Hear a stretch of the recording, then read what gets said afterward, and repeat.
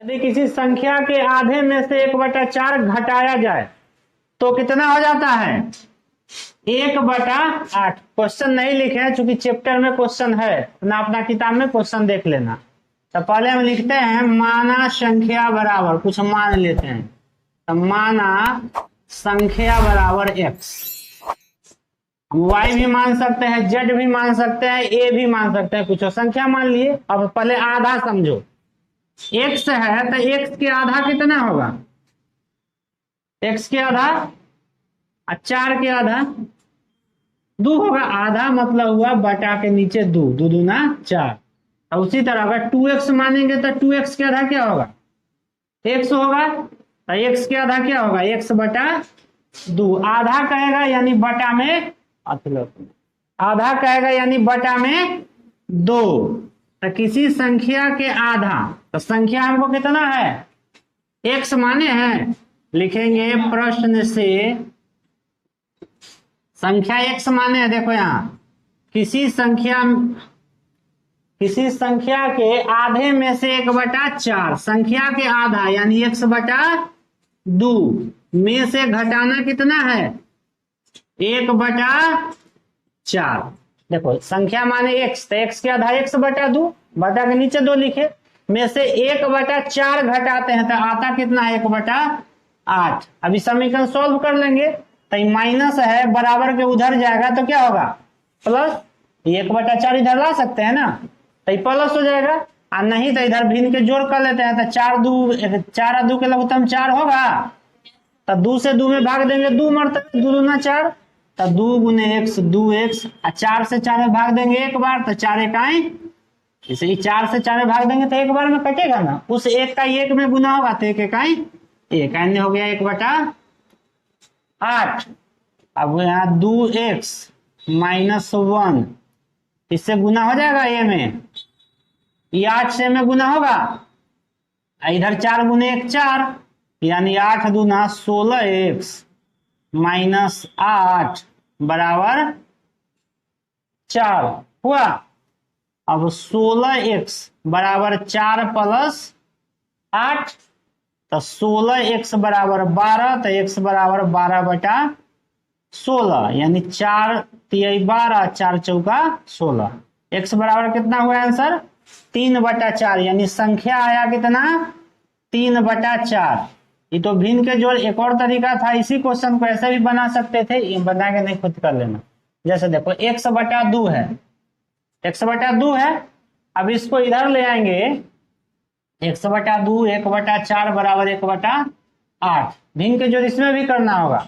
देखो x/2 1/8 है, -1/4 नहीं आएगा तो +1/4 होगा, तो x/2 बराबर 8 4 के लघुत्तम 8 है ना होगा। तो 8 से 8 में भाग देंगे एक बार, एक बार में ना कटेगा, सही। 1 के गुना करेंगे 1 से तो 1 हुआ होगा।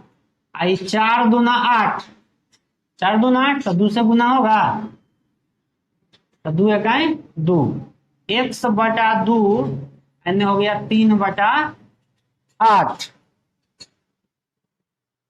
अब देखो बराबर में ऊपर से ऊपर या नीचे से नीचे काट भी सकते हैं, काटो क्या गुने कर लो, क्रॉस गुना करेंगे तो 8, x 3 दूना 6 हुआ, x बराबर 6/8, तो 2 तिहाई 2 चौका आया, x बराबर 3/, यहाँ भी 3/4, दोनों में से जैसे मन होगा वैसे हम बना लेंगे। इधर भी लिख देना और के चिन्ह, हम 2 तरह से बना दिए, कोई एक ही उतारना।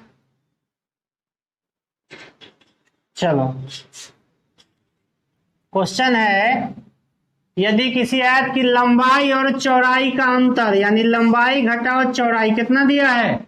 लंबाई और चौड़ाई का अंतर कितना? अब किताब सामने है, बोली ना निकलता है, 5। अब परिमाप कितना दिया है?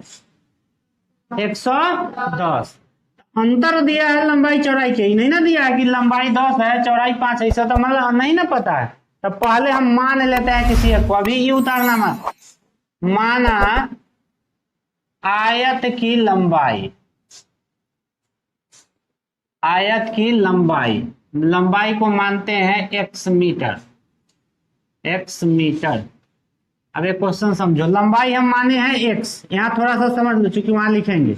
लंबाई हम माने x, चौड़ाई को कुछ नहीं माने, अब बराबर है 5। लंबाई घटाओ चौड़ाई।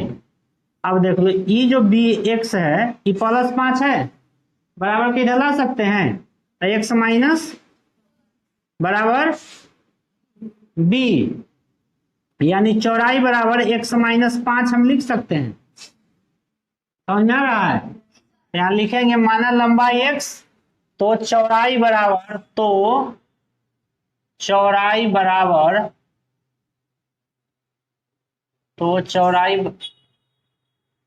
पूरे लिख लो।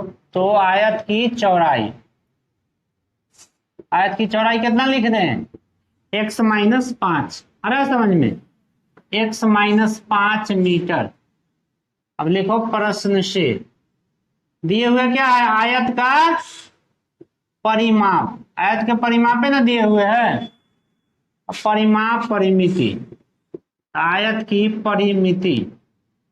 देखो आयत के परिमिति का सूत्र लिखाए थे कितना? 2 कोष्ठ लंबाई जोड़ चौड़ाई, तो इंटू लंबाई जोड़ चौड़ाई नहीं लिखाए थे? तो 2 कोष्ठ लंबाई जोड़ चौड़ाई। पहले यहां देखो, अब देखो परिमाप दिए हुए 110, लंबाई है कितना? x, चौड़ाई कितना है? x minus 5। ये जो 2 है इसके बटा में हम ला सकते हैं 110 बटा 2।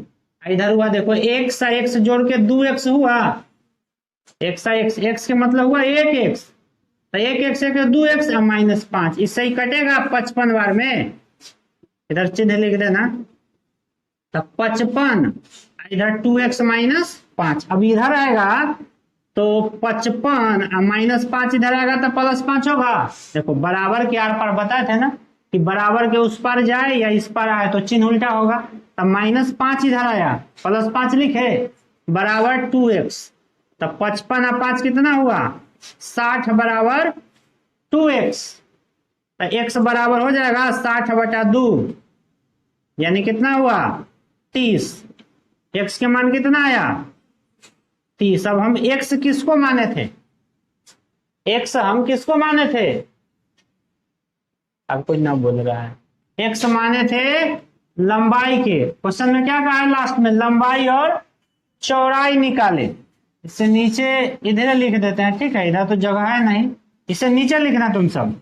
अतः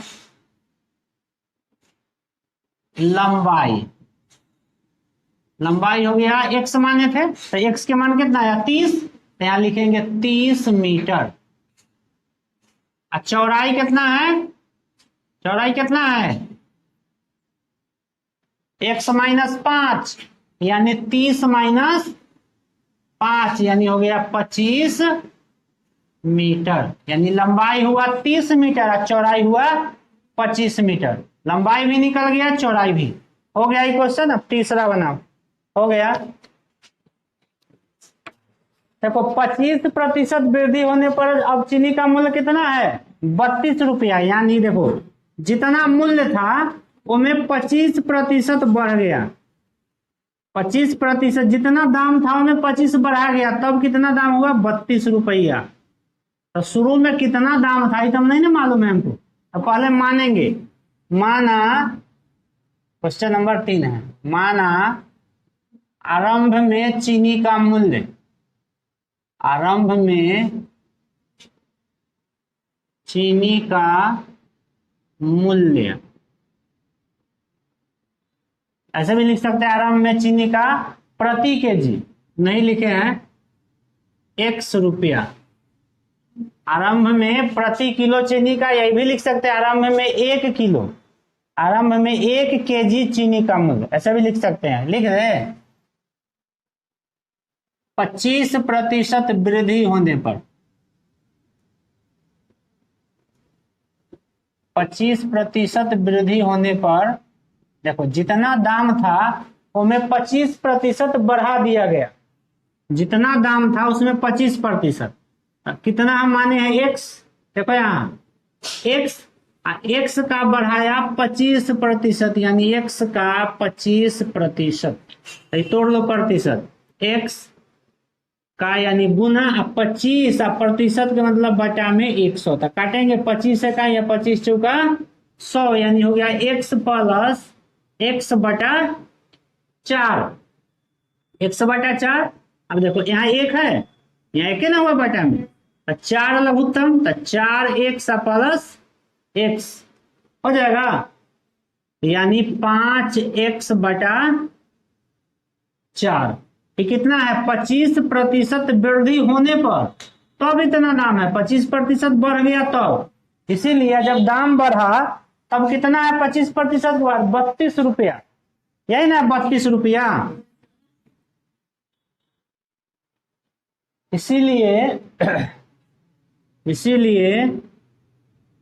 5x बटा 4 बराबर 32, तब 5x बराबर 128, क्रॉस गुना हो जाएगा, x बराबर 128 बटा 5, तो 5 दूना 10, 50 25, 5 36, यानी x बराबर हो गया 25.6, 25.6। अतः 1 केजी चीनी का मूल्य हुआ कितना 25.6, जीरो कर दो रुपया, इतना हुआ। अभी रुक जाना, प्रश्न से यहां लिख देंगे। देखो पहले जितना दाम चूंकि हमको मालूम नहीं था, पहले एक्स मान लिए, तो एक्स का 25% वृद्धि, तो 25% वृद्धि होने पर पहले मूल्य निकाल लिए, तो कितना आ गया 5x बटा 4। ये प्रश्न से थोड़ा यहाँ ये सामने हो गया, थोड़ा ये सामने एडजस्ट कर देना, तो 5x माइनस यह है ना 5x बटा 4, तो ये 25% बढ़ने के बाद वाला दाम है, तो इतना बराबर मूल्य लिख दिए, x के मान निकल गया नीचे वाला। अच्छा रहने दो, ठीक है, इधर लिख दो ना, इस साइड लिख दो, आता है 1 केजी चीनी का मूल्य। ठीक है, आगे बढ़ना।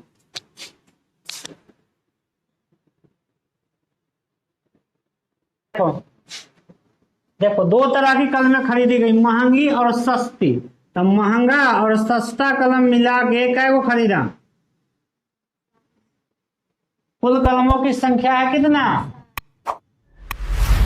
35 कलमों का मूल्य 60 रुपया है, 35 कलम है 35 गो, इसका कुल मूल्य माने 35 कलम के टोटल दाम है 60 रुपया, 60 रुपया। अब मान लो एगो हम लिए x, अगर महंगी कलम x लिए, जैसे मान लो 40 गो है, तो हम किसी को 10 गो दे दिए, तो 30 गो बचा।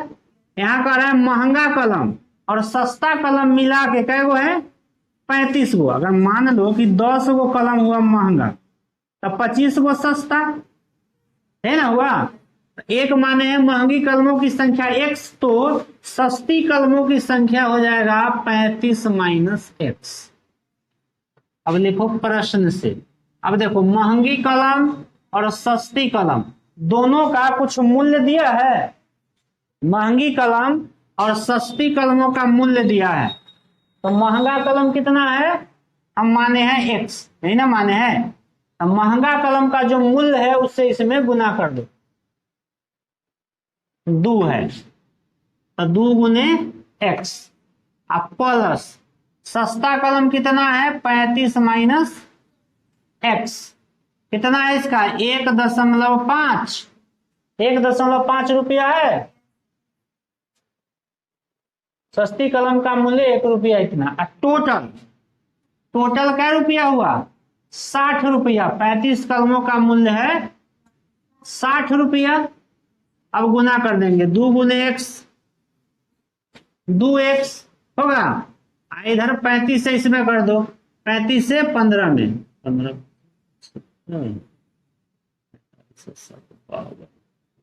यही ना होगा, 15 से दशमलव बाद में बैठाएंगे, 15 पचे 75 हासिल 7, 15 तिया 45 और 7 52, दशमलव के एक अंक बाद बैठा दिए, 1.5 से गुना होगा, जीरो नहीं लिखे हैं, जीरो लिखेंगे नहीं तो फर्क, 1.5x यानी 1.5 हुआ, 1.5 यानी 1.5, अब बराबर हुआ 60। अब देख लो 52.5 प्लस में इसको हम उधर ले जा सकते हैं। अब 2x 1.5x, तो 2 में से 2.0 में से हम घटा लेते हैं 1.5, कहां से लेंगे? 10 में से 5 गया 5 दशमलव, यानी 0.5। तो इधर बचा हमको 0.5x, इधर हो जाएगा 60, आई प्लस है बराबर कितने आएगा? तो 52.5 होगा। अब 0.5x 60 में से हम घटा लेंगे 52.5, तो 5 10 हुआ ना, हासिल लेंगे 9 में से 2 गया 7, यानी 7.5। 60 में से ही घटा तो आ गया 7.5। अब x बराबर मान निकालना है, तो देखो ये गुना में है 0.5x, तो इसके नीचे आएगा, तो x बराबर 7.5 बटा 0.5, यानी 15 पचे 75, x आया 15। अभी 15 हम किसको माने थे? 15 जो आया x केकरा माने थे शुरू में? महंगी कलमों की संख्या कै गो हुआ? 15 गो। तो सस्ता कलम में से घटा देंगे 35 में से 15, 20 गो कलम हो गया 35 गो। नीचे आ रहा है, दिखाई दे रहा है? इधर लिख देते हैं, नीचे ना दिख रहा है तो लिख देंगे अतः, नीचे लिखना तुम सब, अतः महंगी कलमों की संख्या, अतः महंगी कलमों की संख्या क्या वो हुआ? महंगी कलमों की संख्या x का जो मान आया, x से ना माने थे महंगा के, तो यहाँ x से के ना मान निकाले, तो ये हो गया 15 गो। और सस्ता कलम यानी सस्ती कलमों की संख्या, एक कम कर देंगे, सस्ती कलमों की संख्या 35 माइनस x था, 35 माइनस यानी 35 माइनस 15 कै गो हुआ? 20 गो। देखो यहाँ 20 और 15, 35 गो ना कलम खरीदा था, निकल गया। चलो अब आगे बनाओ। त्रिभुज के कोण का अनुपात दिया है 2:3:5। त्रिभुज के तीनों कोणों का योग कितना होता है? 180 डिग्री। याद रखना, त्रिभुज के तीनों कोणों का योग 180 डिग्री और चतुर्भुज के चारों कोणों का योग 360 डिग्री। हालांकि हमें नया चतुर्भुज त्रिभुज है। यह तीनों का ये अनुपात दिया है, जहां अनुपात में दे दे पहले एक मान लेंगे। दो के है, 2 अनुपात है, मान लो 2x, 3x, 5x। यहाँ लिखेंगे माना त्रिभुज के तीनों कोण क्रमशः, माना त्रिभुज के तीनों कोण, त्रिभुज के तीनों कोण क्रमशः 2x 2 3 5 है ना है, तथा 5x है।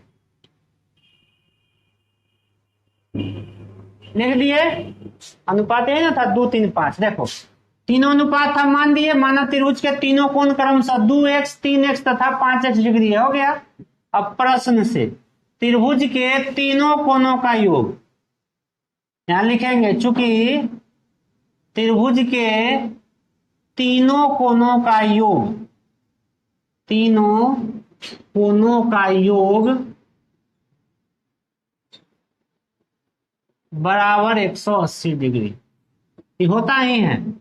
तब तीनों कोण यही ना 2x 3x 5x, तो यहां लिखेंगे 2x 3x प्लस 5x बराबर 180। तब 5 और 3 8 और 2 10x हुआ बराबर 180। तो x बराबर कितना हुआ? 180 बटा 10, यानी मान निकला x के 18 डिग्री। x के मान निकल गया। अब जब x के मान निकल गया तो तीनों कोण हम निकाल सकते हैं। तो यहाँ तो एक ही लाइन में लिख दिए थे, यहाँ लिखना है, इसीलिए त्रिभुज का पहला कोण, पहला कोण कितना है? 2x है। पहला कोण 2x है ना, इसका मतलब 2 गुने 18 यानी 36 डिग्री। फिर त्रिभुज का दूसरा कोण, त्रिभुज का दूसरा कोण कितना है? 3x। तो 3x के हो गया 3 गुने 18 यानी 54 डिग्री। और त्रिभुज का तीसरा कोण, तीसरा कोण कितना है 5x, तब 5 × 18, 18 हो गया 90, तीनों जोड़ोगे ना तो 180 आ जाएगा। ये बन गया 5वां क्वेश्चन। चलो नेक्स्ट क्वेश्चन बनाओ।